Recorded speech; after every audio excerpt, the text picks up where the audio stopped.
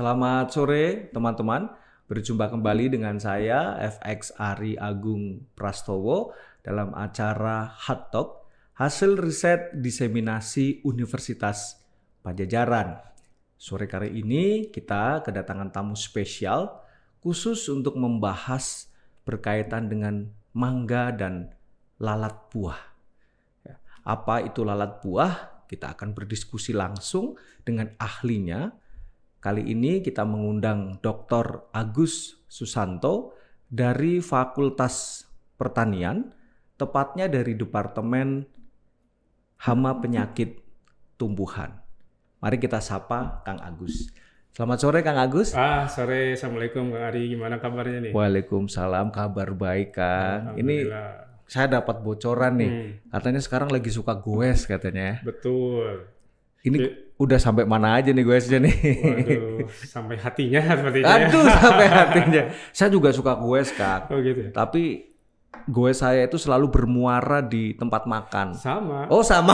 Jadi kita goes ke makan tujuannya ada apa tuh di situ gitu lah. Ya, bala-bala gitu ya. Betul. Gehu, nikmat pokoknya. Betul.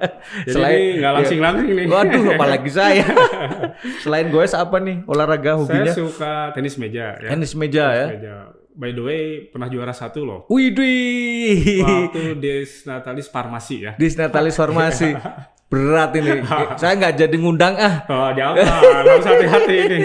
Vkom juga rutin latihan pingpong, ya. tapi kalau ngundang yang juara 1 kayaknya nanti dulu deh. Ya untuk sehat aja Kang. Untuk sehat have fun. Betul. Aktivitas sehari-hari di fakultas apa aja nih Kang? Ya biasa ngajar ya. Ngajar, pengabdian, kita itu juga penelitian Kang. Penelitian ya. Selain itu kita juga biasa diundang narasumber ya dari Kementan. Sekarang kita ada kerjasama dengan Injabar, Barangtan ya. Injabar, Institut Jawa Barat ya. Betul, terkait ekspor mangga kita ke Jepang ya. Ekspor mangga ke Jepang. Betul. Emang kita punya peluang ya untuk ekspor mangga ke Jepang? Sangat berpeluang sekali ya, karena mangga kita khususnya Gedong Ginju itu ya. Iya. Itu mempunyai rasa yang unik ya. Jadi kalau aroma manis kan hanya manis saja Kang. Kalau Gedong Ginju itu ada smell-nya. Jadi wangi ya, harum. Jadi si rasanya itu ada manis, ada asamnya gitu. Nah, nano-nano itu Kang. Gitu. Dan itu unik ya, karena di negara lain juga tidak begitu gitu. Selain ya manis saja begitu kan. Nah, ini kita unik. Jadi ini mangga yang eksotis ya dan sangat berpotensi menembus pasar ekspor. Khususnya Jepang nih. Sampai sekarang kita belum nembus tuh Kang, Jepang Kang. Khususnya Jepang. Memang kalau dilihat dari warnanya itu Gedong Ginju itu memang sudah menggoda ya. Betul. Saya kalau lihat di supermarket atau kalau saya lagi mau pulang ke Jawa itu di Sumedang itu juga banyak. Sepanjang jalan kan ya. Sepanjang jalan tuh. Betul. Warnanya cantik banget memang ya.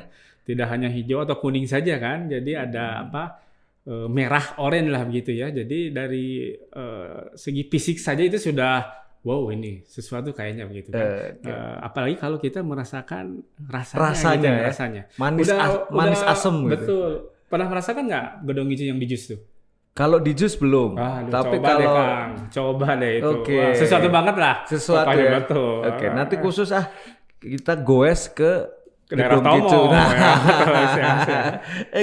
Itu jadi nah ini tadi saya melihat dari Departemen Hama Penyakit Tumbuhan. Betul. Nah, apakah mangga tadi sebagai salah satu jenis tumbuhan katakanlah itu menjadi konsentrasi ataupun fokus riset Kang Agus? Ya betul. Jadi sejak tahun 2005 lah gitu ya, saya mulai menggeluti tentang lalat buah Kang. Lalat buah ini salah satu hama utama pada tanaman mangga ya. Nah ini selain mangga, ini banyak inang yang lain, hostnya gitu ya. Jadi dia salak aja yang bayangkan kan ya, itu kulitnya tebal begitu dan suka melukai, itu terserang Kang. Jadi untuk salak kita terhambat ekspor kita ke Korea diantaranya. Gara-gara lalat buah ini nih. Salak.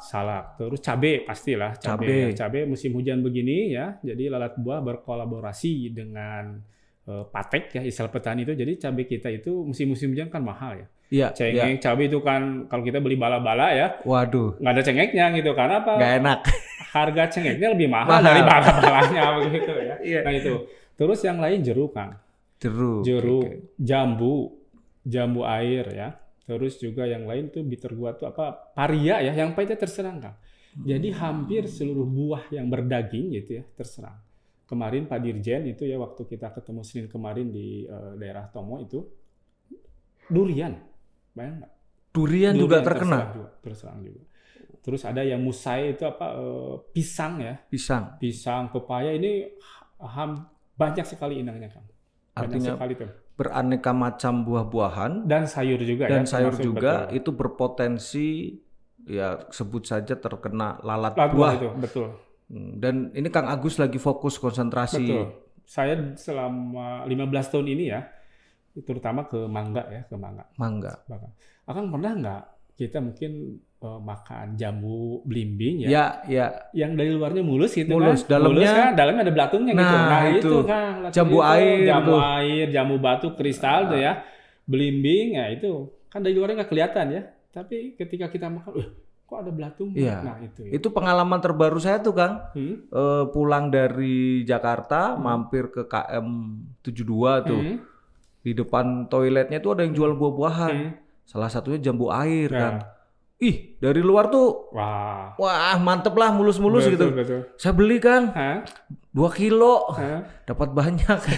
Begitu dibuka di rumah, loh kok begini gitu ya. Dalamnya itu ya ada coklat-coklat gitu. Ya betul, busuk. Terus ya muncul lalat gitu. Wih kok gini ya gitu. Padahal kayaknya enak gitu. Betul. Jadi itu ceritanya begini nih. Kenapa dari luar nggak kelihatan? Itu si betinanya itu, ceweknya lalat buah itu. Lalat pun ada jenis kelaminnya ya. Sama lah. Waduh. Itu si ceweknya tuh kan. Dia meletakkan telur di permukaan buah tuh. Buah mau jambu, mau mangga, mau jeruk apapun. Nah itu nokta sedikit saja Kang. Karena dia punya alat peletak telur ya, namanya ovipositor, itu kecil sekali. Kayak jarum lah. Nah dia meletakkan telurnya itu di dalam buah dengan alat yang itu kecil, sehingga hanya noktah kecil saja kan, dari luar nggak kelihatan kan. Nah si telur itu kemudian berubah menjadi larva ya, jadi belatung. Jadi dia berkembang di dalam buah itu. Jadi yang merusak itu belatungnya Kang, ya. Jadi makan daging buahnya gitu, makanya kita beli apa lagi gitu ya, buah-buahan itu pas kita makan, di dalamnya ada belatungnya gitu. Jadi itu memang nggak bisa dideteksi dari luar gitu kan?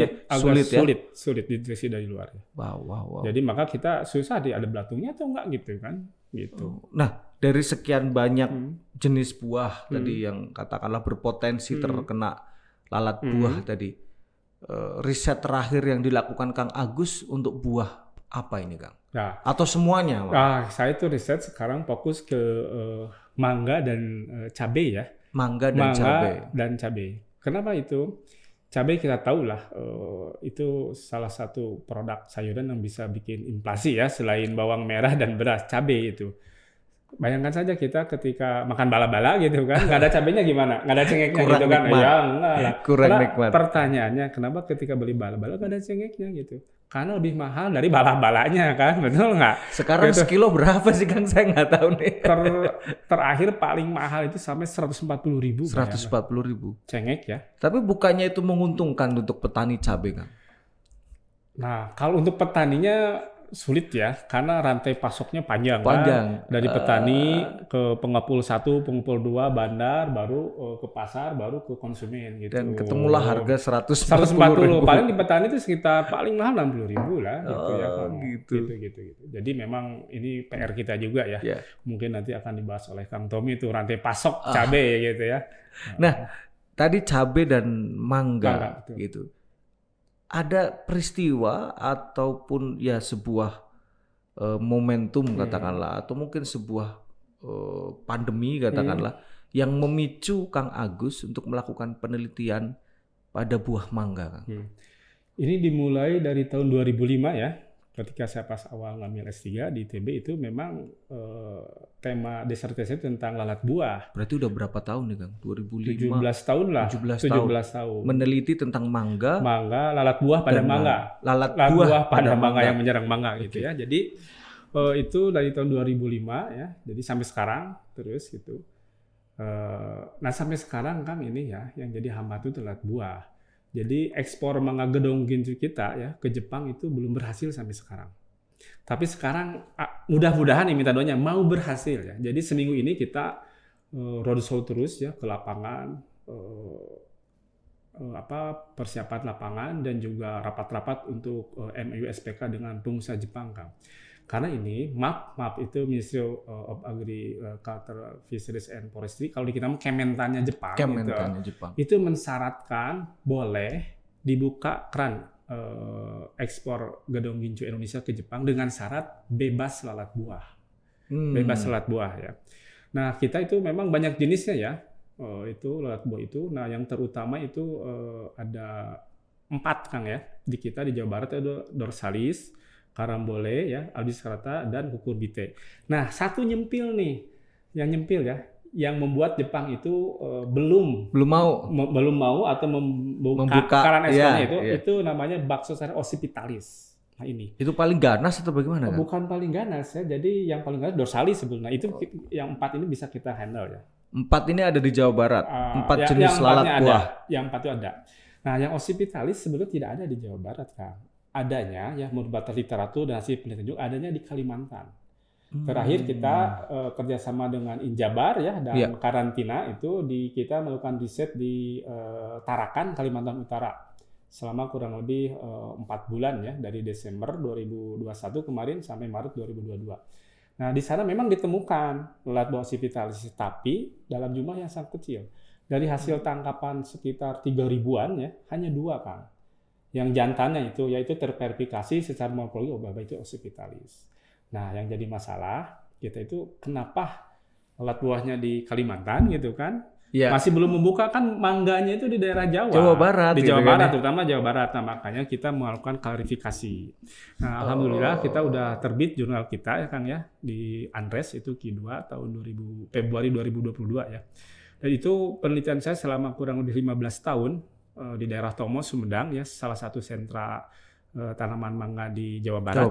Itu menyatakan bahwa tidak ada Baxosaria occipitalis tuh di daerah kita lah di Jawa Barat gitu ya di Jawa Barat. Nah, itu selama 15 tahun dan juga kita tunjang dengan jurnal kita di Fruit Q3 itu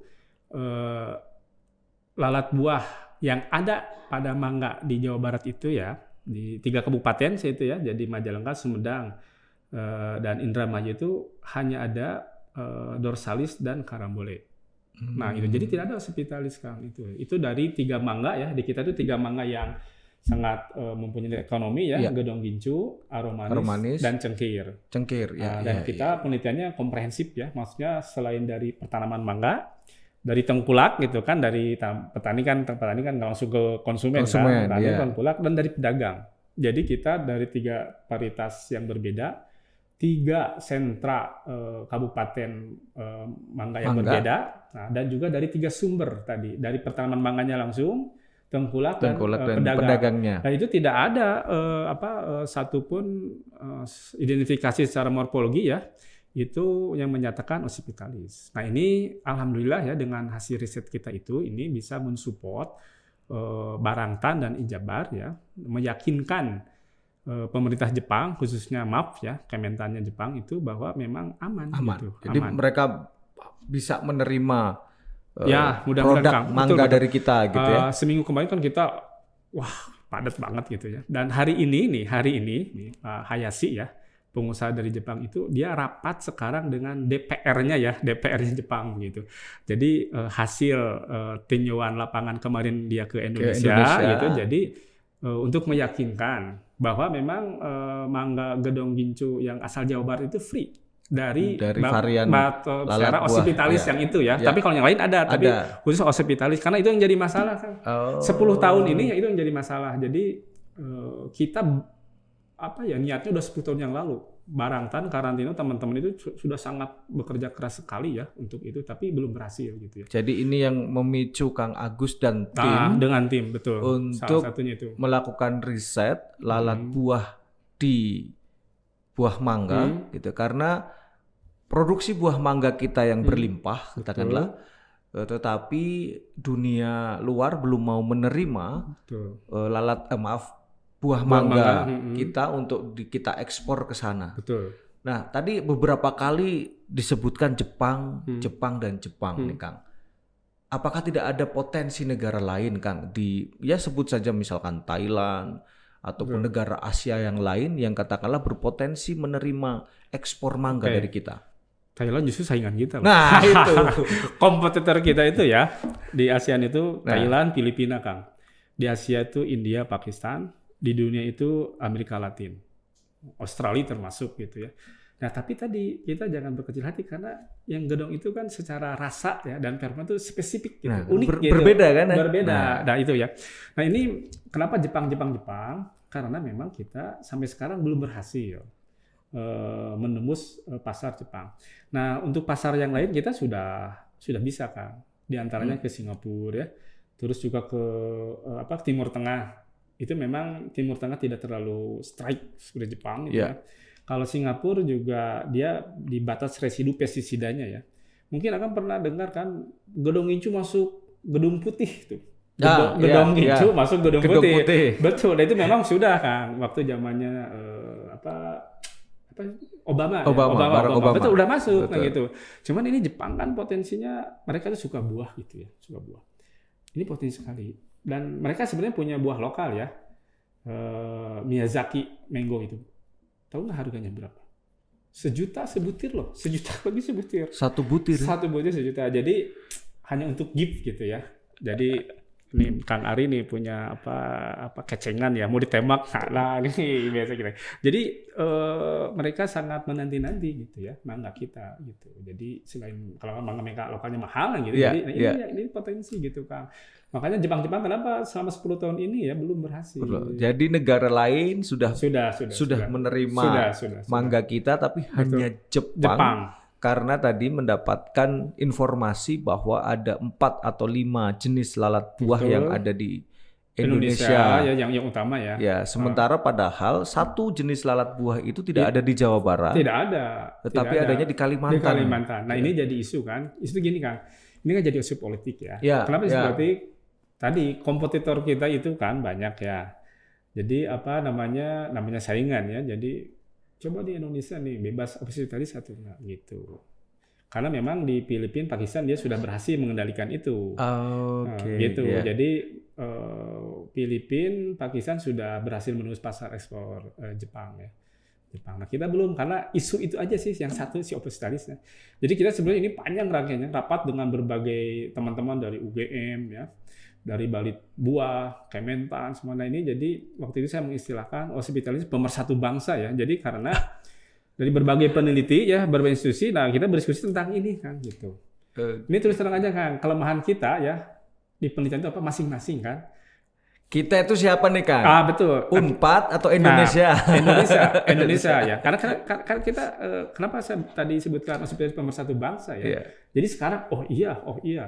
Jadi tidak bisa Unpad saja, karantina saja, balai buah saja nggak bisa. Dan ini jadi masalah bersama ya, bagaimana kita menggolkan supaya mangga gedong kita itu tembus ke pasaran Jepang. Jadi alhamdulillah ini jadi bersatu. Jadi kata kuncinya kolaborasi kan? Betul. Okay. Harus ada kolaborasi. Jadi kalau sendiri-sendiri sulit ya Kang sulit. Karena tadi bahkan bicara tentang mangga pun tidak lepas dari isu politik karena kompetitif yang sangat ketat tadi. Betul. Ya, berkaitan dengan inovasi yang sudah atau mungkin riset yang dilakukan oleh Kang Agus dan tim. Ada temuan apa yang kemudian dilahirkan dari riset ini? Oke. Ya. Ini contoh aja Kang ya. Ya, boleh Kang. Ini. Silakan ditunjukkan nih Kang nih. Ini produk-produk saya teman-teman sekalian ini sebetulnya gini. Ini sebetulnya idenya dari petani. Ide dari petani. Ya. Kan kita dari 2005 itu kan kita menemukan tanaman ya yang memang dikerubuti oleh lalat buah. Itu selasih ya. Osimum sanctum gitu. Nah, ini kenapa? Ini Pak biasa di kita itu digunakan juga